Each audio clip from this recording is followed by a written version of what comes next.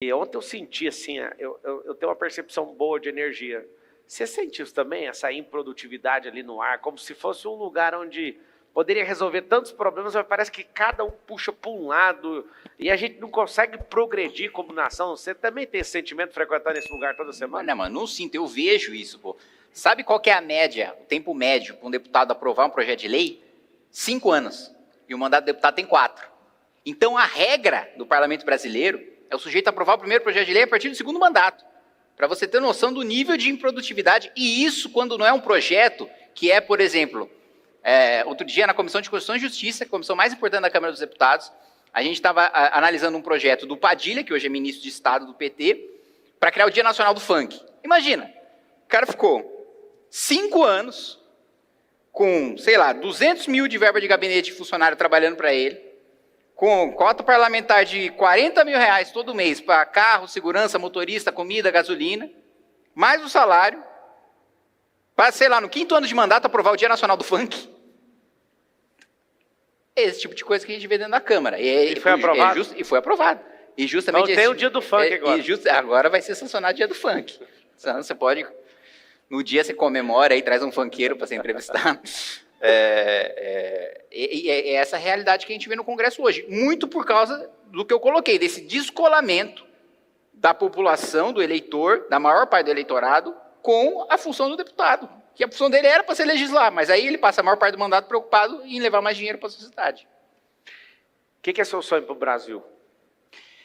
Cara, nesse sentido, eu sou um pouco megalomaníaco, tá? Eu sempre escutei, quando eu era criança, né, professor de geografia, falando: a gente precisa ter um assento no Conselho de Segurança da ONU, a gente precisa ter um assento no Conselho de Segurança da ONU, a gente precisa ter um assento no Conselho de Segurança da ONU. Eu quero, a minha visão para o Brasil, e eu sei que muito provavelmente eu não vou estar vivo para ver esse Brasil, mas eu quero que a minha vida esteja a serviço dele, ainda que não sou eu que vá ver, ou que vá viver, ou que vá usufruir disso. É de um Brasil não só que tem um assento permanente no Conselho de Segurança da ONU, mas um Brasil que tem um assento permanente e preside o Conselho de Segurança da ONU. É um Brasil que senta na mesa dos adultos do mundo para falar sobre geopolítica. É um Brasil que, quando se posiciona em relação a uma guerra na Ucrânia, o mundo para escutar e fala: bom, o que o Brasil está fazendo? Porque se o Brasil entrar nisso daí, acabou a guerra. Qual que é a posição do Brasil sobre o conflito no Oriente Médio? Porque se o Brasil se envolver nisso, acabou a guerra. A gente está num patamar de desenvolvimento tão grande, de educação desenvolvida, que hoje a gente tem um analfabetismo infantil de 56%, uma tragédia humanitária, de saúde desenvolvida sem a gente ter, né, hoje os horrores que a gente vê de fila do SUS, de infraestrutura que a gente não tem o básico, né? A gente poderia dobrar a nossa produção agropecuária sem derrubar uma árvore sequer, só com ferrovia, só com portos, para a gente escoar a nossa produção. Então, se a gente resolvesse esses problemas domésticos para estar, né, entre os 3 países mais ricos do mundo, e ditando as regras da geopolítica global, esse é o país que eu projeto e que eu acredito que a gente tem potencial para ser. Porque o Brasil, ele já foi um país levado a sério para o mundo, as decisões do Brasil já interferiram diretamente nos destinos do mundo, no Império de Dom Pedro II. A gente já foi grande, a gente já foi relevante, a gente já esteve na mesa dos adultos. Dá para a gente ser. E mais do que isso, há 60 anos atrás, a Coreia do Sul, Singapura, Hong Kong, eram mais pobres, tinham mais analfabetos, tinha menos saúde do que o Brasil. Ou seja, a gente tem uma notícia péssima nisso, que significa que em 60 anos a gente não melhorou nada, né, quando comparado com o resto do mundo em desenvolvimento, nem comparando com o país desenvolvido, comparando com o mundo em desenvolvimento. Pega o Sudeste Asiático. No passado eu estive lá, Singapura, Indonésia, né, os países estão assim, explodindo de exportação para o resto do mundo, aproveitando o conflito dos Estados Unidos com a China e com a Rússia. E a gente está parado, né? A notícia ruim é que a gente, em 60 anos, podia ter se desenvolvido e não se desenvolveu. A notícia boa é que tinha gente pior do que a gente, está hoje, e que conseguiram se transformar em país desenvolvido. Então, acho que a gente consegue. Eu vejo que você tem um perfil analítico, é uma máquina de dados e tudo. Eu estou vendo você se aventurando com a questão de Prefeitura de São Paulo, que é um cargo que não parece combinar com o seu perfil. Só parece, tá? Eu trabalhei 4 anos com recrutamento e seleção, e não estou falando de maldade, não. Eu vejo que você está entre os 513 deputados, na minha avaliação, que está um pouco distante, que eu não estou acompanhando tanto, mas pelo pouco que eu vejo que você é top 10 lá no Congresso Nacional hoje. 513. Mas eu não consigo ver como que uma máquina igual você, com esse tanto de informação, com esse tanto de pujança política, né? esse punch seu em ser um grande legislador, que eu reconheço que você é, independente de qualquer coisa de partido, quem pensa sabe que você é. Você é um cara dedicado a ponto de te colocar aí nesse top 10. Que doideira que é essa de pegar esse cara analítico e sentar num cargo altamente burocrático, altamente...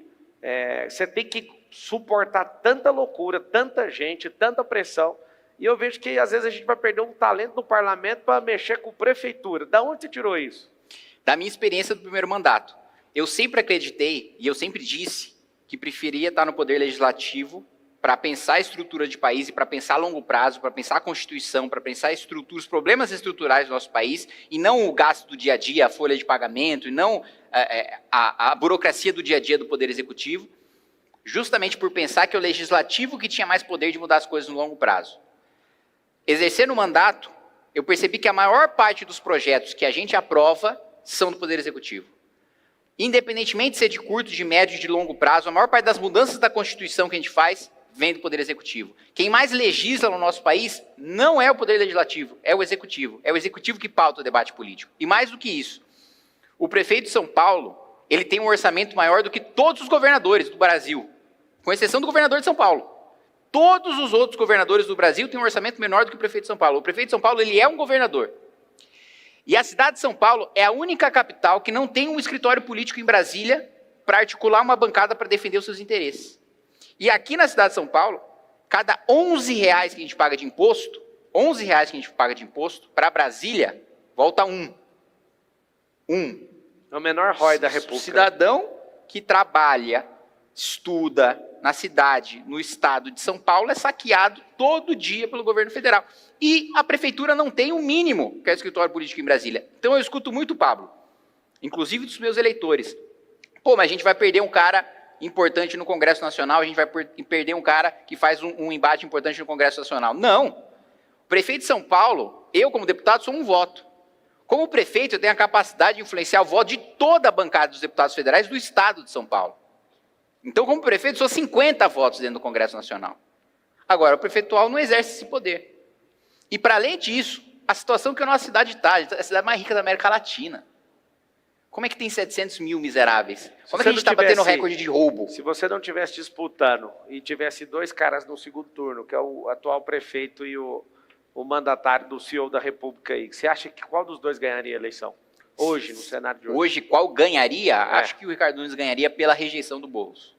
Você acha que rejeição faz o cara perder? Faz. Eleição majoritária? Faz. Eleição majoritária... A última eleição majoritária tinha os dois com maior rejeição e o cara mais temido de todos os tempos, que você lutou contra ele, eu também. E não adiantou, o cara tinha uma rejeição absurda, todo mundo tinha pavor dele. Por que ele ganhou? Mas ainda assim, o Bolsonaro conseguiu ter uma rejeição maior. O segundo turno é disputa de rejeição. Agora, no primeiro turno, independentemente da sua rejeição, você precisa ter relevância para ir para o segundo. Então você pode apanhar, a imprensa pode estar contra você, você pode ter uma rejeição muito grande, mas se você tiver um apoio muito grande também, aí você vai para o segundo turno. Aí no segundo turno é disputa de rejeição. Agora, na sua pré-candidatura, você acredita que você vai para o segundo turno? Sim, claro, eu disputo para ganhar, não disputo para marcar posição. Muito bom. Pessoal, é fundamental para você que acredita, que segue, que tem os nossos valores e princípios do Movimento Brasil Livre, que você entre no Clube MBL, não só para ter acesso a todas as vantagens do clube, mas principalmente para apoiar o grande projeto que nós temos para o nosso país, e vocês sabem de que projeto eu estou falando. É só você clicar aqui nesse link que você vai poder ajudar o MBL e vai poder fazer parte dessa luta.